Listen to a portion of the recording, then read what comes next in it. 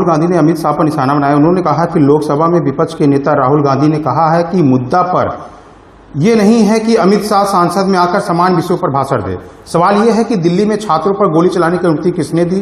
उन्होंने आरोप लगाया कि छात्रों पर प्लेटेन गन से फायरिंग की गई है और नुकीले कीलों से लाठियों से पीटा गया है।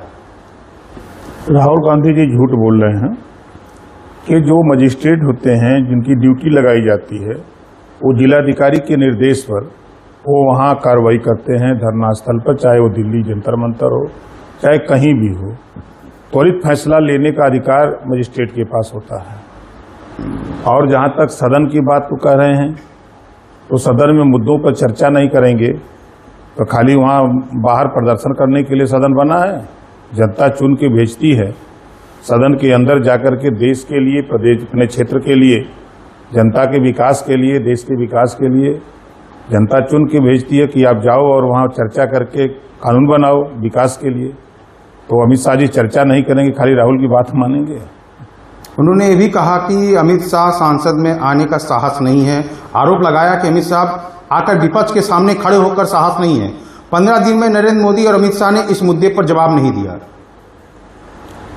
तो 2 दिन और सदन है ना, और उनके सामने आ जाएंगे। उनसे लोग डरते हैं, शेर हैं कि बाघ हैं, खा जाएंगे। वो सिर्फ इसी तरह की बयानबाजी देते रहते हैं, उनकी बात में कोई दम नहीं है। उन्होंने कहा विपक्ष ये जानना चाहता है कि गोली चलाने का आदेश किसने दिया। अगर अमित शाह ने आदेश नहीं दिया, गृह मंत्रालय ने किसी आदेश नहीं दिया, राहुल गांधी ने कहा यह तय होना निश्चित है कि मामला जिम्मेदारी किसकी है। वो सब जानते हैं, राहुल गांधी खाली बकबौली बुझा रहे हैं। गोली चलाने का आदेश मौके पर जो मजिस्ट्रेट होता है और जिलाधिकारी जो होता है उसकी देख रेख में ही आदेश होता है। झारखंड के लिए राहुल गांधी ने झारखंड के छात्रों से कहा कि शांतिपूर्ण तरीके से